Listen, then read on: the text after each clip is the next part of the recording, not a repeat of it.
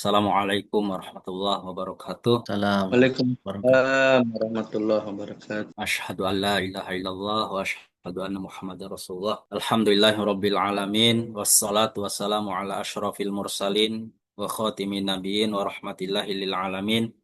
Sayyidina wa maulana Muhammadin wa ala alihi wa ashabihi wa man tabi'ahu dahu ila yaumiddin. Allahumma anfa'na bima 'allamtana wa 'allimna ma yanfa'una wa zidna ilma. Allahumma akhrijna minadh dhulumatil wahmi wal jahli ila nuril ma'rifati wal ilmi. Allahumma la sahla illa ma ja'altahu sahla wa anta taj'alul hazna idza syi'ta sahla. Amma ba'du, Bapak Ibu sekalian rahimani wa rahimakumullah. Jadi yang membatalkan wudhu itu secara umum terbagi dua. Yang pertama disebabkan oleh apa yang keluar dari dua lubang, yaitu kubul dan dubur. Nanti yang keluar dari dua lubang ini ada yang kemudian normal, ada yang tidak normal. Yang normal seluruhnya sepakat itu membatalkan wudhu. Adapun yang kemudian tidak normal nanti ada Malikiyah yang mengatakan tidak membatalkan wudhu, tapi mayoritas berpendapat membatalkan wudhu. Itu pun Malikiyah kalau kemudian yang keluarnya dari lambung. Kalau misalkan ada seseorang yang kemudian tertelan olehnya kelereng, kemudian keluar kelereng itu dari duburnya, maka itu juga tetap membatalkan wudhu. Tapi kalau kemudian yang keluarnya itu tidak normal berupa cacing, yang sumbernya dari lambung, itu tidak membatalkan wudhu kalau menurut Malikiyah. Tapi ulama yang lainnya mayoritas mengatakan apapun yang keluar, mau kelereng, mau kemudian kerikil, kalau keluar dia dari hadis sabillah ini itu salah satu dua lubang, kubul ataupun dubur, maka itu membatalkan wudhu. Nah, kemudian yang keluar dari kubul itu kan nanti ada mani, sepakat kemudian membatalkan wudhu, mani lagi, air kencing, baul maksud saya. Baul yang pertama membatalkan wudhu, sepakati oleh seluruh ulama. Kemudian ada apa namanya, madi membatalkan wudhu, kemudian apa namanya, wadi membatalkan wudhu, kemudian mani. Nah, mani ini bagi Syafi'iyah kondisinya apapun kalau keluar mani itu apa namanya, mewajibkan mandi tetapi tidak membatalkan wudhu. Nah, itu kalau Syafi'iyah seperti itu untuk mani. Tapi kalau yang lainnya sepakat membatalkan wudhu. Kemudian yang keluar dari dubur tentu saja ada apa, goit, feses, dan juga kemudian kentut. Nah, ini juga disepakati oleh seluruh ulama membatalkan wudhu. Yang pertama adalah hilang akal, ya, hilang akal, baik karena apa namanya, pingsan, karena gila, dan yang lainnya, maka termasuk juga kemudian mabuk, ya, mabuk apa namanya, ya, misalkan narkoba, itu membatalkan wudhu, ya. Kemudian yang kedua, ini kita mengulas cepat-cepat saja, ya. Yang kedua adalah lamsun man yushtaha sawaun akanam ro'atan am gulaman. Jadi yang kedua adalah menyentuh seseorang yang kemudian bisa menimbulkan syahwat, baik itu perempuan atau gulam. Gulam yang dimaksud ini adalah anak laki-laki yang belum tumbuh jenggot. Nah, itu yang disebut dengan amrod bahasa ininya. Nah, ini amrod ini juga kalau kemudian disentuh dan apa namanya, ada syahwat ketika menyentuhnya, itu juga membatalkan wudhu. Nah, kemudian menyentuh perempuan ini ada yang secara mutlak membatalkan wudhu, yaitu Syafi'iyah, sampai kemudian kalaupun yang disentuh itu sudah nenek-nenek, itu Syafi'iyah itu kalau dia ajnabi, ya, ajnabi itu yang boleh dinikahi. Ajnabi itu orang asing aslinya maknanya, yang dan istri kita juga ajnabi, ya, buktinya boleh dinikahi, gitu ya. Itu membatalkan wudhu. Ada yang kemudian mengatakan tidak membatalkan wudhu secara mutlak, yaitu Hanafiyah. Ada yang kemudian membatalkan wudhu dengan catatan, yaitu Malikiyah dengan Hanabilah.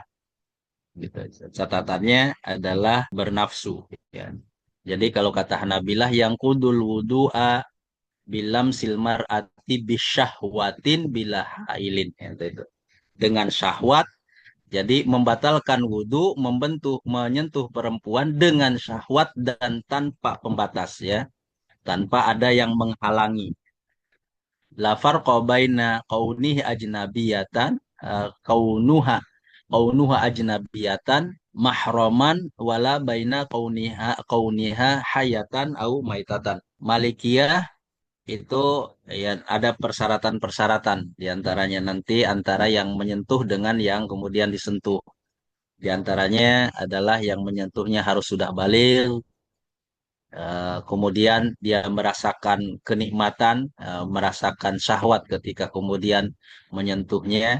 Nah, ini dua ini apa namanya? Intinya Hanabilah dengan Malikiyah itu mempersyaratkan adanya syahwat ketika menyentuh perempuan ajnabi. Yang ketiga, minan nawaqid, di antara yang kemudian membatalkan wudhu, al-lamsu bil yaddi. Al-massu bil yaddi. Kalau tadi itu ada kemudian para ulama itu ada yang membedakan antara al-lamsu dengan al-massu.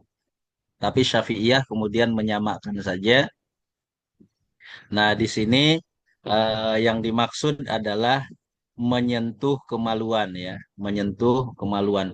Menyentuh kemaluan itu mayoritas ulama berpendapat menyentuh kemaluan itu membatalkan wudhu.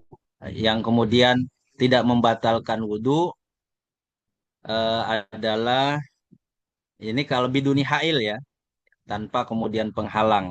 Itu Hanafiyah. Hanafiyah yang berpendapat memegang kemaluan itu tidak membatalkan wudhu. Tapi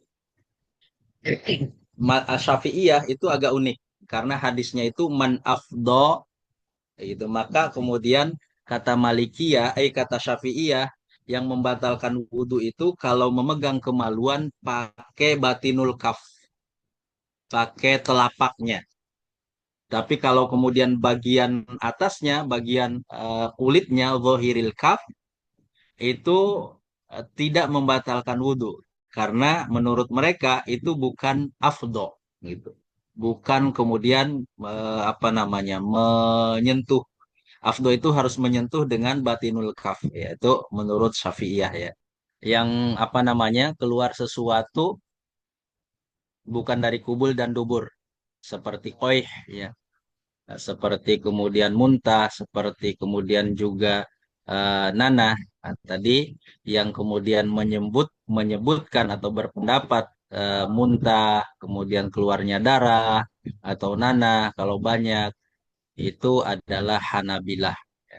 Hanabilah yang berpendapat seperti itu.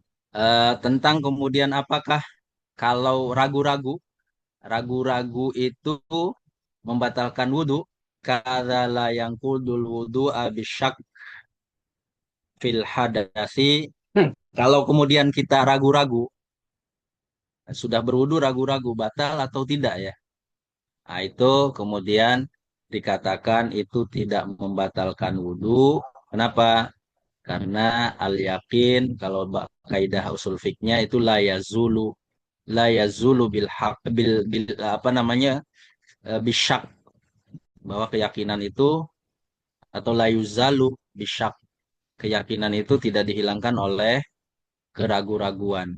Begitu juga kemudian tidak membatalkan wudhu tertawa terbahak-bahak, ketika sholat, misalkan orang tertawa terbahak-bahak, batal sholatnya tetapi tidak batal wudhunya. Kemudian bagaimana kalau kemudian apa namanya murtad?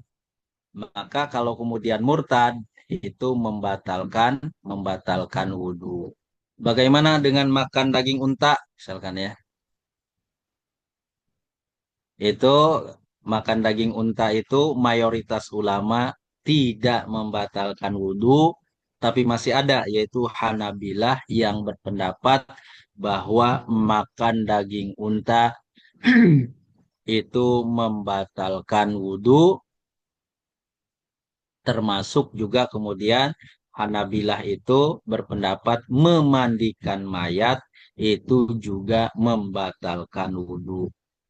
Jadi apa namanya, ini sudah di akhir kayaknya, akhir pembahasan kita ini. Mungkin itu Ustadz Wahyu sebagai pembuka. Selanjutnya, wallahu a'lam, saya kembalikan ke Ustadz Wahyu.